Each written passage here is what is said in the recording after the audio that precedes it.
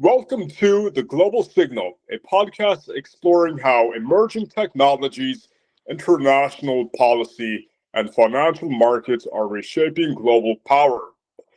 I'm Joshua Charles. And I'm Benjamin Fields. Each episode, we move beyond the headlines to examine the strategic dynamics that will matter not just this year, but decades from now. How innovation drives competition, how capital flows influence geopolitics, and where cooperation remains possible in a rapidly changing world. Let's get started. Thank you for joining us, Dr. Paul Poast. As a quick introduction, he's Associate Professor at the Department of Political Science and Committee on International Relations at the University of Chicago. He's also a Senior Resident Fellow at the Chicago Council on Global Affairs and a Foreign Affairs Columnist for the World Politics Review.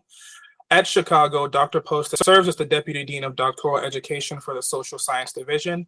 He's also a director for the Silmer Institute for Social Research Methods and chair of the board of the University of Chicago Library. Previously, Dr. Poast has served as director of graduate studies in the Department of Political Science and was a member of the Center for International Social Science Research Advisory Board. In addition to these roles, he's currently a member of the College Council of the University of Chicago and the Survey Advisory Board of the Chicago Council on Global Affairs. Dr. Poast studies international politics, primarily international security. He's made quite a bit of contributions in a variety of research areas, including the economic and financial aspects of war, the formation and operation of military alliances, the militarized fortification of borders, and the influence of international organizations on civil military affairs. He's the author or co-author of 4 books. Personally, my favorite, The Economics of War, Organizing Democracy, Arguing About Alliances, and Wheat at War. And also published numerous papers in academic journals, including International Organization, World Politics, Political Analysis, the American Journal of Political Science, and the Journal of Conflict Resolution. He's extremely well accomplished and holds many positions. We're appreciative of him giving us his time today. And so thank you to the podcast. Welcome, and let's get started. Thank you for having me on the podcast today. Okay, Dr. Poast, there is a lot to talk about, a lot going on in the world right now. And so clearly we can see with the current U.S. presidential administration, there can be arguments made that U.S. foreign policy priorities are shifting. From your perspective, how do you assess the evolution of the global order more broadly? And what role do Western alliances play in shaping it today with respect to perhaps NATO, with respect to other supranational alliance structures that we have today? I mean, this is the question to really be asking about the world today. You can obviously get into the particulars about a specific issue, but I think it's useful to start at kind of this macro perspective that your question is asking for. And for me, the way that I think about it is, in a phrase, the world is either moving towards or is already in an age of multipolarity. And that is, in many ways, that phrase can kind of then explain everything else. So what do I mean by that? Well, multipolarity, when we talk about polarity in the international system, what we basically mean is how many major powers are there in the international system, or great powers, if we want to use that phrase. And since the end of World War II, we've either been in a system of what we call bipolarity, which is 2 major powers. And of course, that was during the Cold War era, which of course we could talk about. The Cold War wasn't really cold. But nevertheless, during the era we call the Cold War, we had the US and the Soviet Union as the major 2 powers. Then starting in 1989, 1990, and of course with the Soviet Union's final collapse in 1991, we moved into what we call the unipolar moment, right? And this is this era of just the US now being really the only major power, the only great power on the international stage. And that put the US in a position to play a dramatic role in terms of shaping the international system, fostering the creation of new international organizations, references to a new world order, as George H.W. Bush referred to it in his 1991 State of the Union address. And that really was a key feature, or the key feature, of the international system moving into the beginning of the 21st century. What's been happening since then is really over the past decade, And you could, I mean, some people, it's like, what date are we actually going to put for when the shift began? But what we can say is that over the past decade, we have moved more into a world that looks less like the unipolar moment and looks more like a world that actually existed prior to World War II, which is a multipolar world, meaning there's more than two major powers. And in this case here, what we're referring to is the rise of China and also the resurgence of Russia. And those two factors, those two phenomena playing a big role in this, but also along the same lines, we can think about India starting to gain its footing and maybe wanting to assert itself more as a major power and a major player. We can think about the creation of international groupings such as the BRICS, which of course includes China and India and Russia, but also you're bringing on board South Africa, you're bringing on board Brazil. And these are countries that are maybe trying to look for ways to start to have more influence within their regions. So what you're starting to see is a creation of an international system where it's not just the US and then everybody else, and the US is in such a dominant position that they can kind of play the role of global police force or the settler of the global order or the provider of global public goods, but instead you're entering a system where you have a variety of states that either have their own interests or ability to be able to assert influence, and those run up against what the US can do. And so I think that that's kind of like at a macro level, for me, that's how I think about the current system. And then if you take that as a starting point, a lot of other things then start to, if you will, make more sense. So for example, you could sit there and say, okay, if we look at, say, US foreign policy under Donald Trump, whether it's during his first term or during his second term, is US foreign policy a product of Trump, or is Trump a product of this system? Meaning that the kind of issues that people are concerned about that led them to vote for Trump are the kind of issues that become more salient as the world moves away from unipolarity, where the US is the dominant player, and becomes a world where there's more competing factions and competing powers, and there's more of this perception of threat and so forth. And those conditions then lead to people wanting to then vote for someone like Donald Trump, who will pursue more of an America first foreign policy. So those are that's why I think it's real important to kind of start with that shift in polarity and the fact that we have moved into this multipolar world that I think then can inform everything else that one wants to look at, focus on, or talk about. As a quick follow-up, social media is immensely powerful, and I think it's very easy to be sucked into these self-sustaining echo chambers. Do you have any thoughts on how that is potentially catalyzing some of these assessments that you've just made? Yeah, there's a lot of ways to unpack that question. To me, social media obviously is very powerful. I was able to leverage social media back when Twitter was Twitter. I was able to leverage that to be able to build up a following and use that as a way to inform about international politics, so forth. I don't utilize that platform as much anymore. I now utilize LinkedIn a lot more, which of course I know you yourself also leverage quite a bit. And so I am a fan of using social media to be able to reach and be able to have public reach and to be able to have it as a source of information and so forth. But obviously there's the flip side to it, which is, yes, it can be a great source of information, but can also make it very easy for people to just be selective in the kind of information that they receive. And then that can feed into people being in echo chambers, that can feed into that can feed into the polarization and so forth, that can degrade political processes, political discourse, and so forth. So yeah, I think social media is a key factor in understanding how people are grappling with the new world in which we're in and how people are making sense of that world.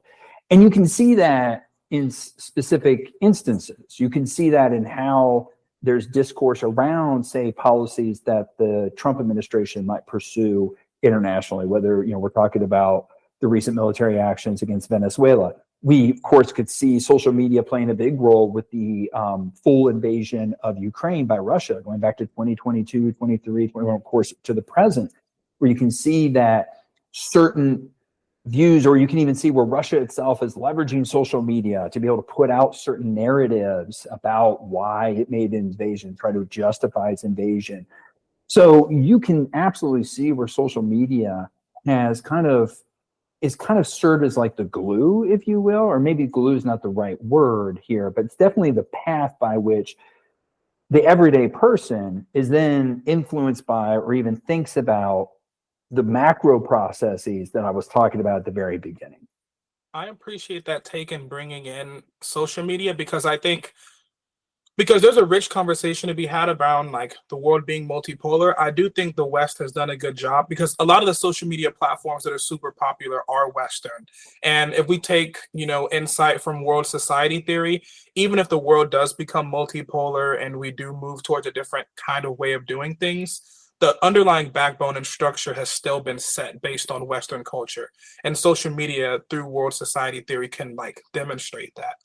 The second question we had was about how are these shifts reshaping security dynamics in regions such as the Gulf states and the Indo-Pacific, and particularly with respect to conflict prevention, stability, and peace building.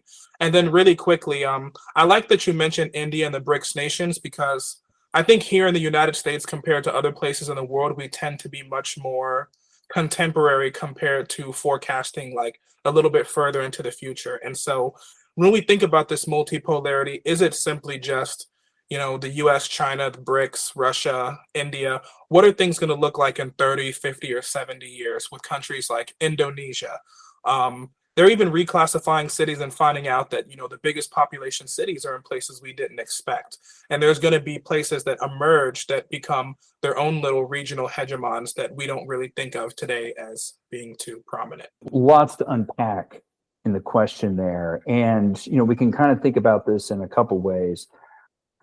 Sticking specifically to the question about how could the changes in international systems, say, influence the Indo-Pacific region specifically. I mean, this is something that in many ways, one could argue that that's becoming the central theater of the international system. That actually is part of why, if you look at what the Trump administration's been doing, the Trump administration's like, look, Europe is for Europe. Europe is for the Europeans. They need to figure that out. They need to defend that themselves, and they need to focus on that. And the reason why is because our priorities are not going to be Europe, because Europe is perfectly capable of handling itself. We need to be shifting resources to the Indo-Pacific region because the big concern is not really Russia, it's China. And it's specifically not even just China in general, though that is the case. There's all sorts of territorial disputes and conflicts and so forth, but it's concerns about Taiwan or, say, influence towards Japan, aggression towards the Philippines. So that's a region that the U.S. needs to be able to start directing its resources to, because that's going to be the central region for potential conflict in this great power system. And so that's where you can directly see where the shift to multipolarity has big implications for the Indo-Pacific region. In terms of then where that could forecast out and thinking more broadly, it's, there's a couple macro trends. It depends on how far out you want to go, right? And that's one of the things. Recently, I was actually involved in a consulting project about forecasting and about trying to look out in the future. And, needless to say, it's like the only thing that's predictable about forecasting is it's unpredictable, right? It's like how you're going to get that. But what we can say is, there's a couple trends that I think are going to be highly influential to shaping the world over the next several decades. And one of the biggest of those is shifts in population, right? It's like, if you make the argument population is destiny, that has huge implications. So one of the big things being about, whether it's looking at birth rates, whether it's looking at immigration patterns, those being two prominent things to look at. But, those would obviously point to a decline of the West, but even a decline of potentially China too, because their birth rates are declining. But it leads to, is this going to be a key reason why there's going to eventually, if we go, say, 100 years in the future, does that point to where the key areas of competition, the key central hub of global politics is actually Africa? Does that point to this, right? Because that's going to be the region where there is growth in populations. That's going to be the region where there's going to be desire for markets. There's going to be desire for engagement on the security level, economic level, resources, so forth. Is that what we're going to be looking at given those kind of population trends? So that would be one thing to be thinking about. Of course, the one challenge with this is, that's a forecast decades out. Well, a lot can change in decades. These patterns that we're looking at with respect to whether it's immigration or looking at birth rates, those could change over the next several decades. Just for the same reason that people used to be worried about, oh, the world's going to be overpopulated. Now people are worried about it's going to be underpopulated, but it'll probably correct back again. And so, that's, again, part of the reason why it's hard to make those type of projections. But, again, there's a lot that we could unpack with your question there. But I think in terms of making those forecasts going forward, one of the best things you can do, or one of the easiest metrics you can look at, is kind of population metrics. And when you do that, then it starts to reveal the type of trends I was talking about. As a quick follow-up, what do you think about the idea of being able to project these black swan events? Because I've seen work and people looking at stuff like gray swan events or extreme value theory. I think a lot of things are sensationalized online, but we're relatively approaching hardware limits on certain types of technology. And we may not be able to get the timing right on particular trends, but we could figure out that, hey, we can expect this trend to come. And so would those things kind of improve our ability to forecast into the future, or are we still just kind of shooting in the dark if we took that approach?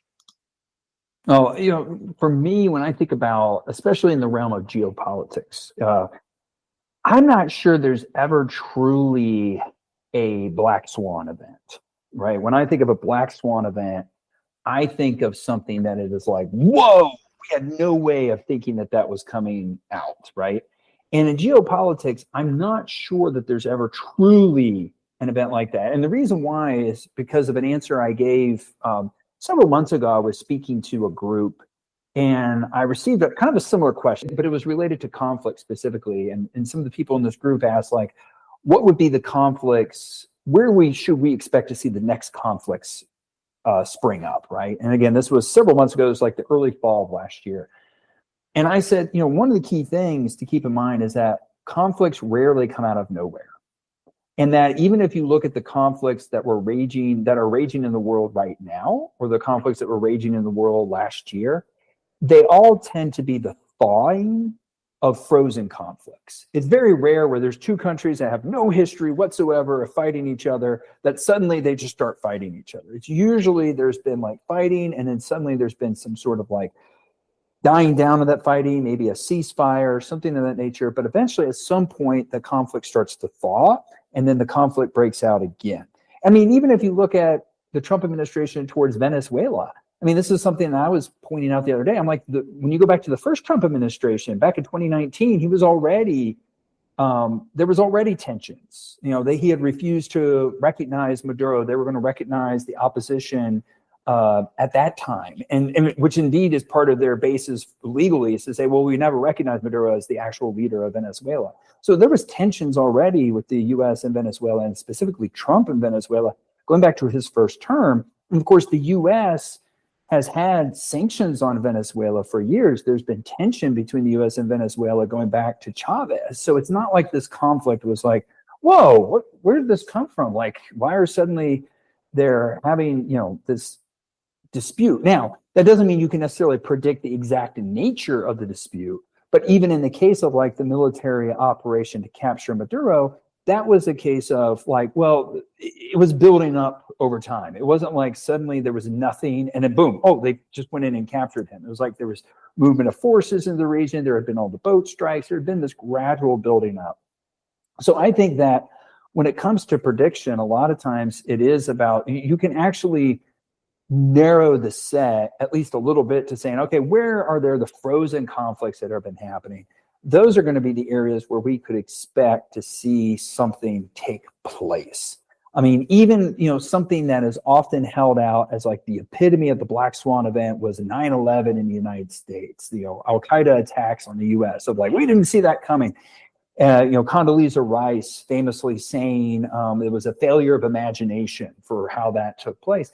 And, most people would say, no, actually, that wasn't like a failure of imagination at all. They had already struck the World Trade Center years before. They had struck other U.S. assets, such as the Cole battleship. So there's like there were already attacks by Al Qaeda against various U.S. embassies, ships, and the World Trade Center itself, where it was like, no, this was actually like within the wheelhouse of like things you could predict that would probably happen.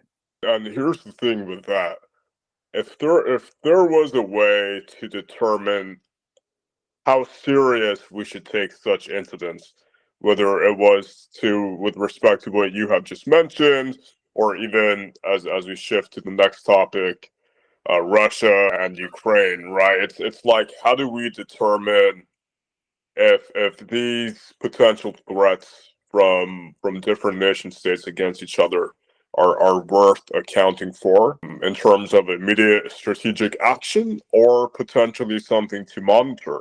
And so even when it comes to Russia and Ukraine, to your point, Dr. Poast, this is not something that just happened randomly. This is something that had several incidents that led to the eventual Russian engagement in Ukraine. And so NATO plays a huge, substantial role in Europe in terms of peace and stability, clearly, and has done so historically. So from your perspective, Dr. Poast, how can NATO most effectively support Ukraine?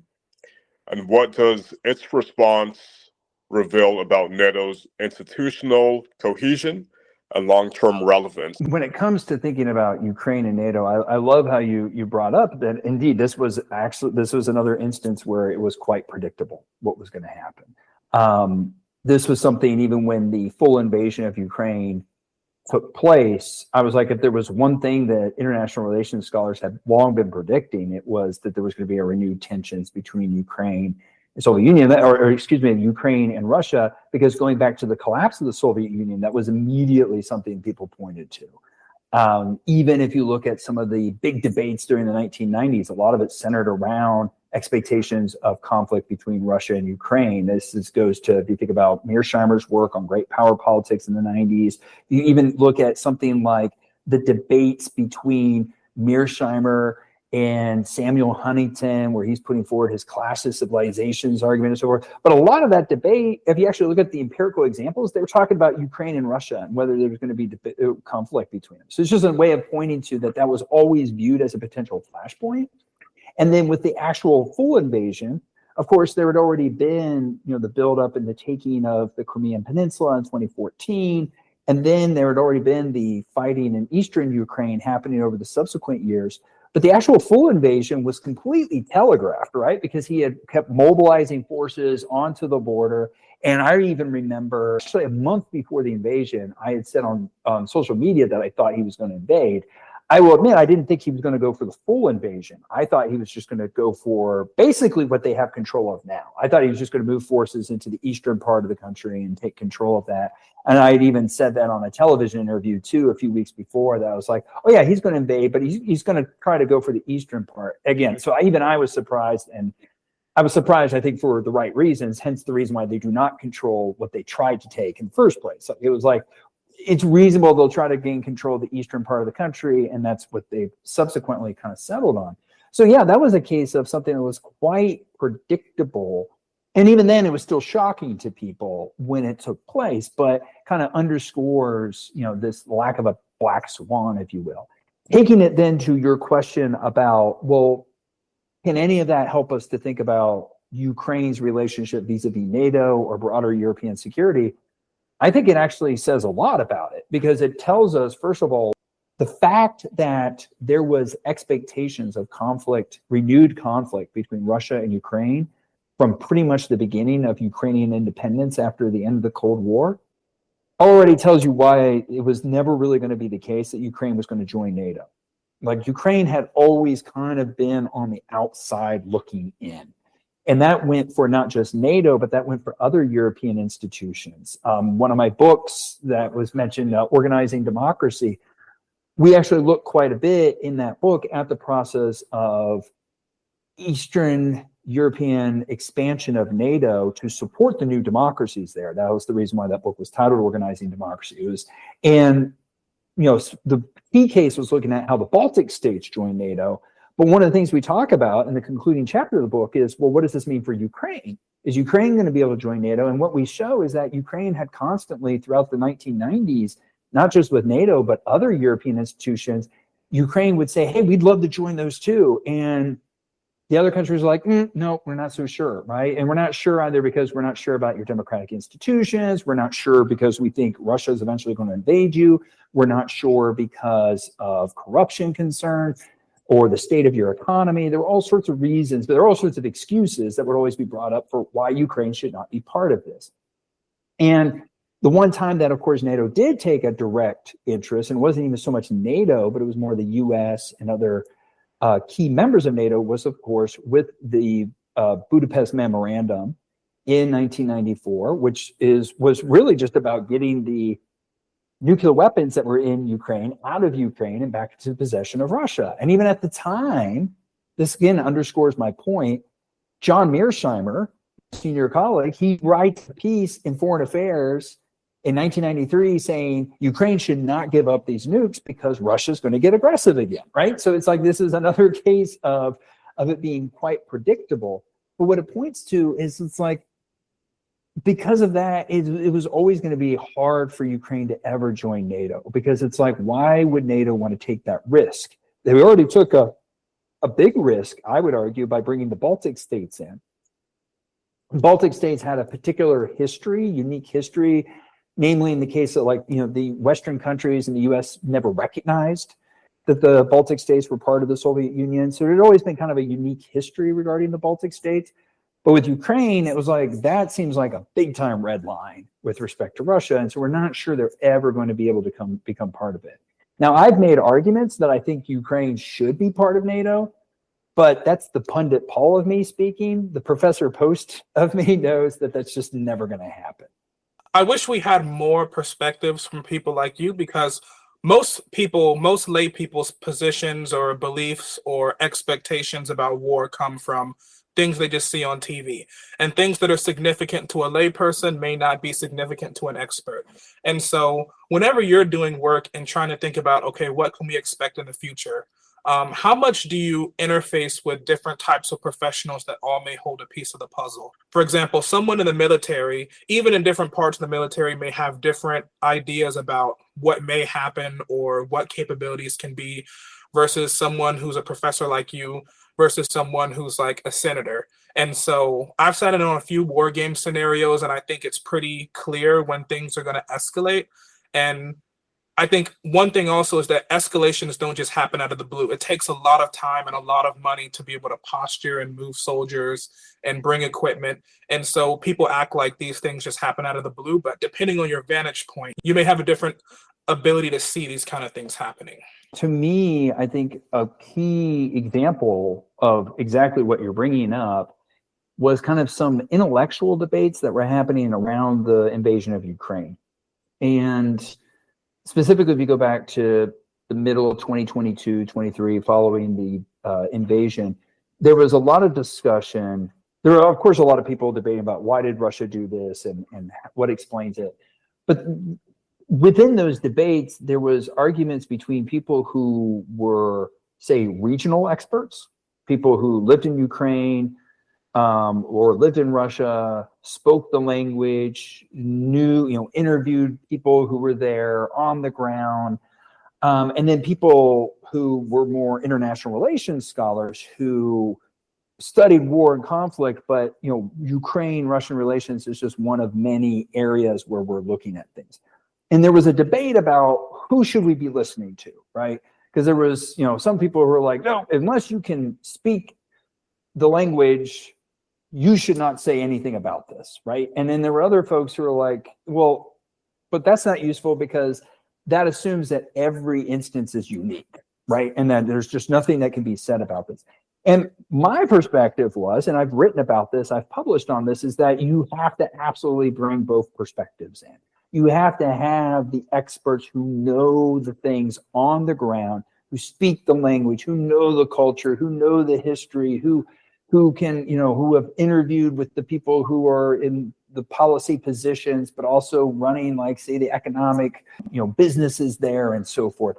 But you also have to bring in the macro perspective that would be brought by someone like myself, or, again, my colleague, John Mearsheimer, who would sit there and go, there are dynamics here that are playing out that we can see in other instances, right? This is an example of escalation dynamics, and we've seen escalation dynamics play out before. That was the whole reason why I was able to go on TV prior to the invasion and say, yeah, he's probably going to invade. Why? Because I could look at the mobilizations, I could look at the rhetoric that Putin was using, and I could say, I've seen this before.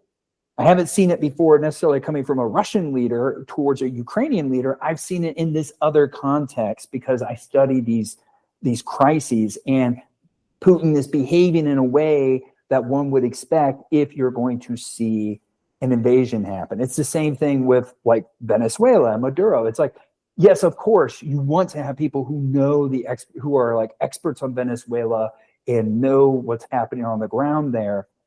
But you also need to have people who just kind of understand escalation dynamics and crises and can just see, like, look, you only mobilize forces into a region if you're planning on doing something. You can look at the ramping up or the rhetoric by Trump.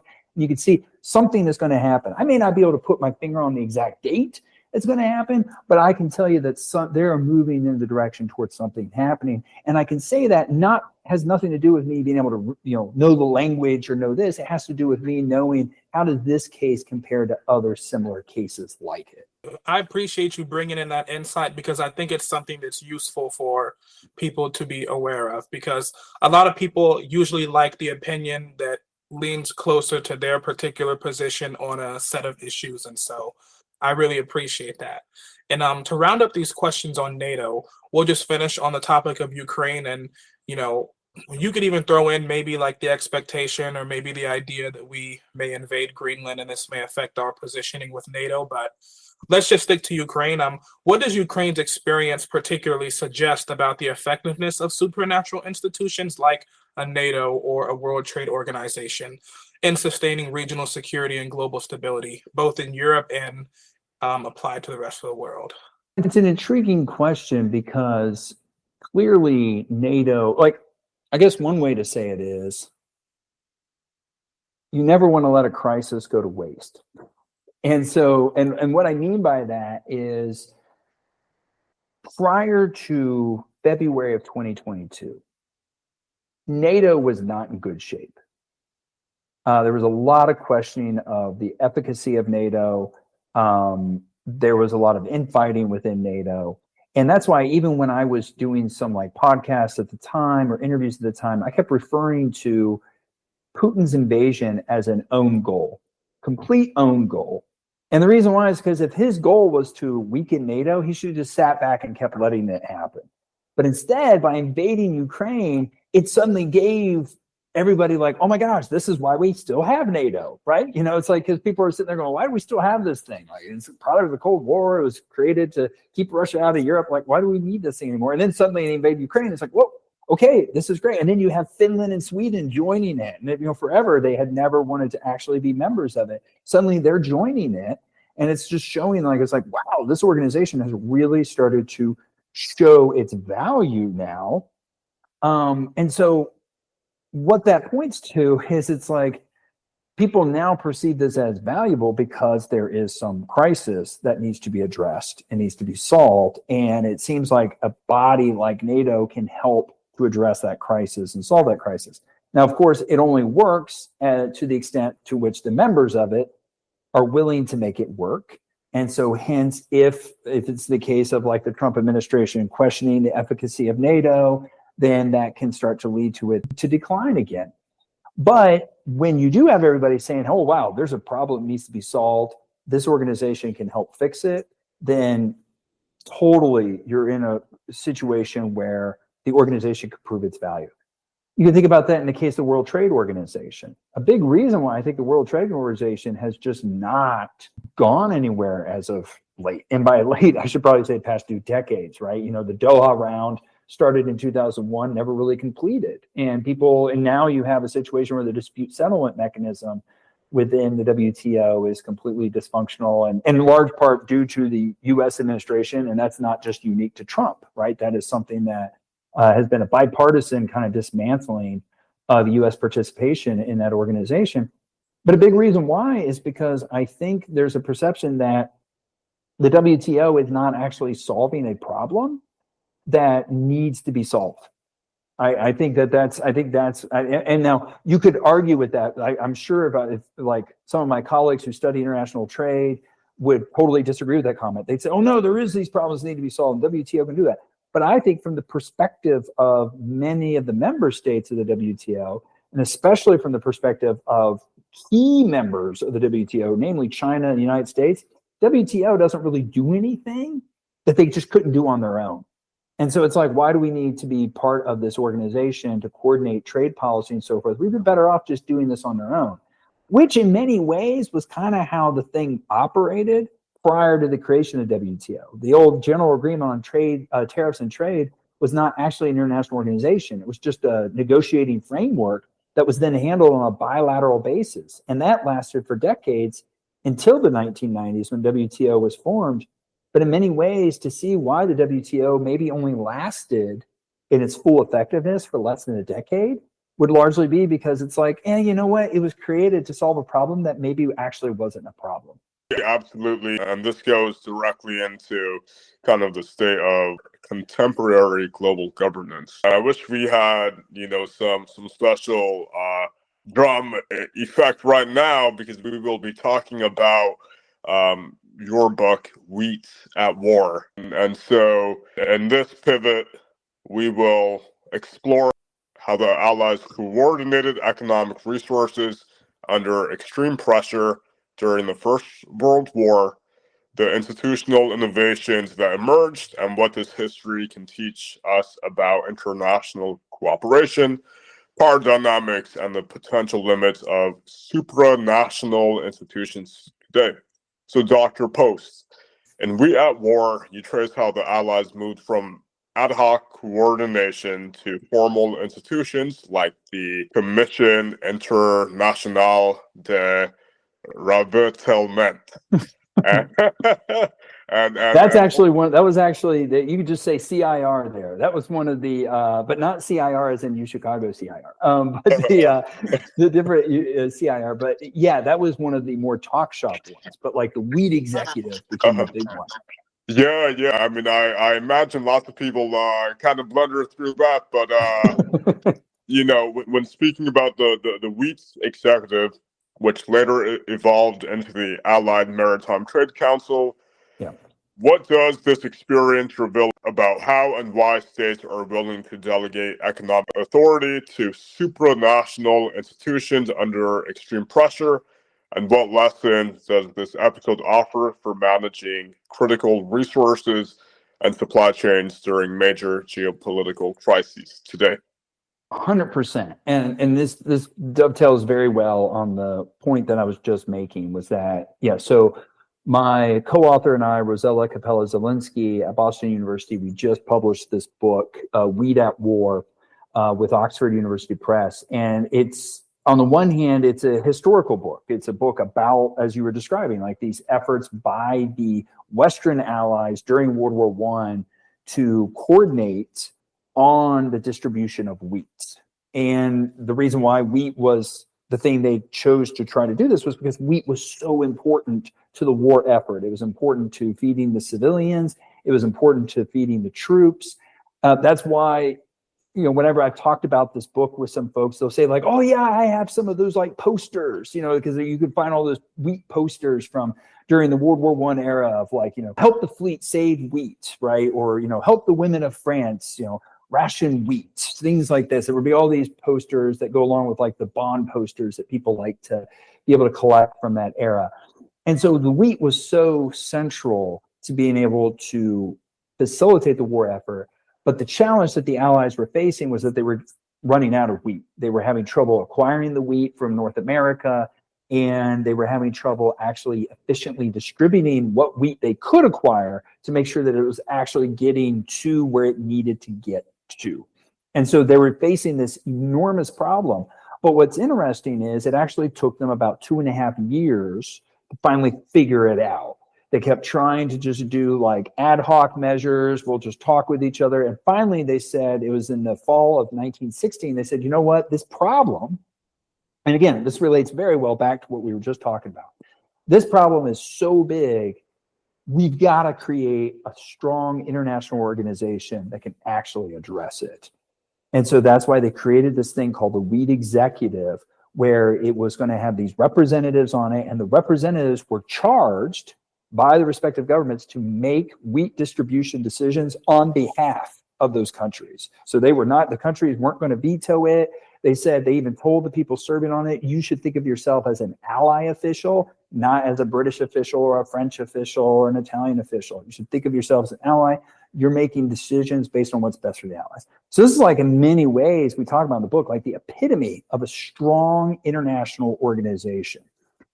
And indeed, one of the key individuals who was involved in that process was Jean Monnet. Jean Monnet is, of course, very well known as the father of the European Union, the father of the European coal and steel community. Well, in his memoirs, he even talks about how this creation of the Wheat Executive was what gave him the idea for the European coal and steel community to be formed after World War II, that then became the European Union.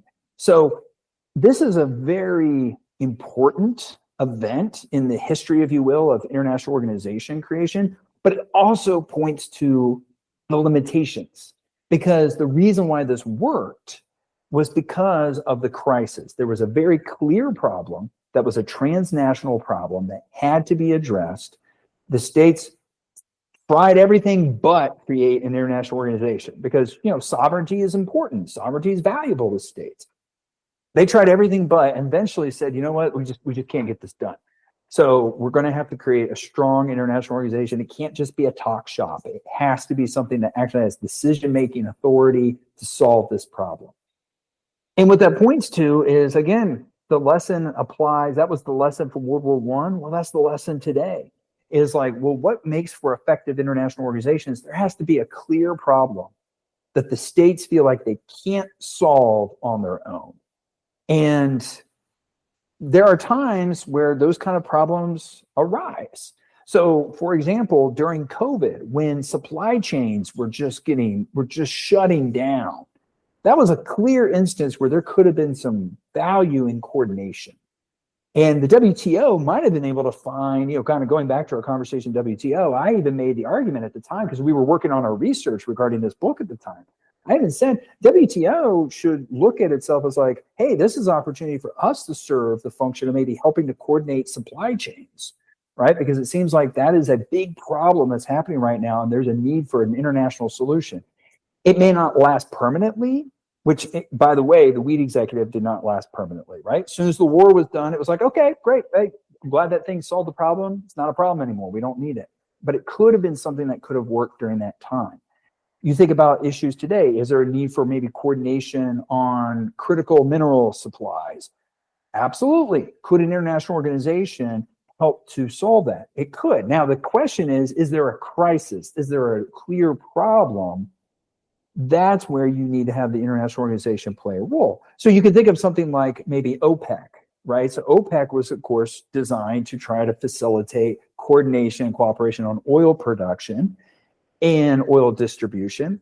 And in some ways, it was quite effective. But in other ways, people can absolutely point to the limits, that at the end of the day, it's effective as an international organization when the members of that organization thought they were in a crisis period where they actually had to work together. But if they don't think they're in a crisis period, or if a key member of that organization, say Saudi Arabia, doesn't think they're in a crisis period, then the organization doesn't really function in the same way. So that's kind of the example, you know, for me, that's how I think about kind of where the lessons from this book can be applied today. And in a nutshell, it is that international organizations can be really effective when there's a clear, immediate crisis that needs to be solved, and that crisis is transnational in nature. Moving on, in particular, what does the Wheat Executive and related wartime economic cooperation reveal about the underlying structure of the international order and the conditions under which states accept supranational coordination? And you kind of talked about that with crises. So maybe you could go maybe more into detail about the scale of crisis and the type of crisis and whether or not these have changed over time. And then how can these historical arrangements help us interpret contemporary balances of power and patterns of cooperation among states? Like going with the idea of the contemporary balance of power, one of the things that really stood out to me when doing the research for this, and this was something that Roselle and I, definitely talked quite a bit about, was when the United States came on board. So the Wheat Executive was originally formed by the European powers, and it lasts from late 1916 into early 1917. It's kind of operating on its own. Then, of course, the United States enters the war. And when the U.S. enters the war, everything kind of changes at that point, because now the U.S. is going to be directly supplying things, and the U.S. is now going to be, as an associate, not an ally, but as an associated power, they're going to come in and start engaging in this cooperation as well. Well, first of all, just the very fact that the U.S. and specifically Woodrow Wilson chose to use the term associate power, not ally, right, already sets the tone here. That it's like the U.S. was like, we're not sure about being fully engaged and wanting to be fully associated with what the Europeans are doing, either militarily or economically. Now, the U.S. officials absolutely saw value in what the Wheat Executive was. And one of the key U.S. officials in this regard was Herbert Hoover, who, of course, goes on to be U.S. president eventually. But at the time, he was really well known for his efforts towards coordinating aid and assistance to Belgium. But once the U.S. enters the war, he then becomes one of the key officials for kind of coordinating U.S. economic policy more generally towards the Europeans. And, he definitely sees value in this Wheat Executive, but they want to start tailoring it towards the U.S. and the U.S. having a say over what's going on within this Wheat Executive. Even at one point, I don't think it was Hoover, it might have been Hoover himself who said this. Can't remember exactly who said it, but there was at one point in one of the negotiations, I remember reading this memorandum where they're summarizing the conversation, and what they say is that the Europeans just don't really like us that much. That's kind of one of the things. They don't really trust us that much. They don't really like us that much. And and then went on to say something like, and the feeling is mutual. Basically, it's like this whole idea that the U.S. is kind of like, yeah, we're coming in, we're reluctant to cooperate, but we're going to cooperate. That was there during World War I. That comes in again in World War II. As Churchill, or at least it's a phrase that's famously attributed to Churchill, is that the United States always does the right thing after exhausting all other opportunities, or all other options. So it's like that sentiment was there in World War II. And of course, we're seeing it today where it's another thing. And so that's something I keep pointing out to people. It's like the U.S., there's very few moments in time. There's been very short periods of time where the U.S. is like truly like, oh, we're one of the team and we're moving with everybody. But it's like most often than not, the nature of international politics is such that the U.S. is in a position where it kind of says, we'll do this if it's on our terms. And we actually don't want to be quite so closely associated with you. We'd rather not.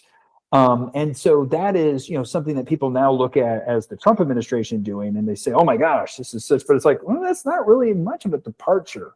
It's just maybe Trump is more blunt in saying it than some of the other leaders in the past. But the reality is that this whole idea of the U.S. being like, yeah, we'll kind of work with you, but only on our terms, thank you very much, is kind of a constant. And this episode kind of illustrated that in a big way. As our final question to you, Dr. Poast, as you mentioned, the Wheat Executive eventually receded after the war, as states reverted to national priorities. And to some extent, you did touch upon this with respect to even, hey, essentially, once we're done, addressing this core issue, let's just focus on matters pertinent to our national sovereignty.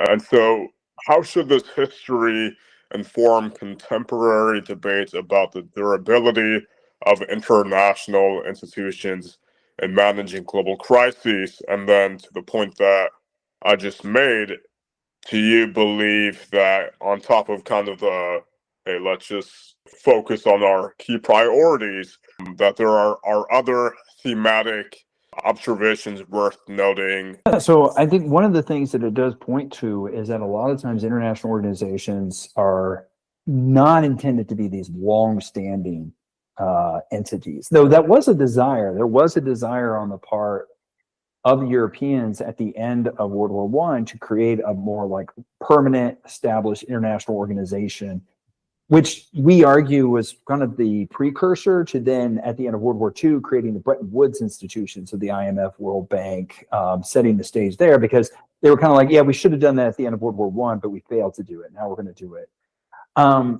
And so you do see there's desire for that. Of course, there was desire for the League of Nations to become this global government. But I think that the failures of these organizations point to the limits, and also point to, when you look at the organizations that have continued to exist. So for example, the United Nations, you know, in many ways, as much as people complain about the United Nations, I mean, I remember recently when Trump back in September was giving his address to the United Nations, and he was talking about like how the UN wasn't there and it hasn't been doing anything, and about how he had to step in and solve all these global conflicts because the UN was nowhere to be found. That was like the one thing of like that I noticed that people who otherwise are Trump critics were like, yeah, we agree with him on that. Like, that's one thing we could agree with him on. Everybody could agree with Trump when he said, yeah, where's the UN? What's the UN doing here? Like, what are they even doing? But what's interesting is, as much as that's a common critique of the UN, where you could point to success is, of course, the UN system has existed. It has continued to exist. It has not fallen apart. And what that leads to, one say, is, well, why is that? Why has this system continued to exist and continue rather than collapsing like the League of Nations? Why is it still considered an invaluable forum for the major powers to be able to come and hash out disputes? Well, I think a big reason why is because it's viewed as a forum where they have control, they have power, they have influence. It's not taking anything away from them. The very structure of the UN, and specifically the UN Security Council with the veto power, is both what limits the UN, but it also is what allows the major powers to sit there and say, this is still valuable. That was something that the League of Nations did not have. And so what that points to is that, you know, the UN is probably the worst possible global governance system that we could possibly have, except for all the others. Right? That it's like the alternative to the UN system would probably be no system. And so what that does is that points to that international organizations, again, can be highly effective and useful for solving specific acute crises, but to be able to have it sustain itself for a long time as a strong international institution with global governance and decision-making, that's something that's just not going to be able to happen, at least in any conceivable future of the current international system. I do believe that so much of what we are seeing today is truly a shift in how different nation states allocate their resources to solve really complex problems. Even a few days ago, there was news about, you know, the United States pulling out from a range of different international engagements. And so this topic of supranational organizations and alliance structures is not going away. Clearly, it is evolving. And so, Dr. Poast, as we conclude, do you have any last-minute thoughts you would like to share with our audience, whether it be about your book, which I certainly hope that they do look into getting, or whether it be about any other long-standing points of emphasis that you would like to make? I think we've really hit on a lot of the key points that I would hope that, you know, your listeners are able to learn from, you know, kind of talking about the changing nature of the international system, moving into this world of multipolarity, and, you know, kind of being like, you know, as I like to say to people, if there's one thing you can learn from this class, it would be this. Well, if there's one thing that I hope your listeners take away from this particular episode is that it's thinking about, okay, the world is becoming more multipolar. What does that mean? And it means that There's going to be, of course, more direct conflict between these great powers, which that is its own form of conflict.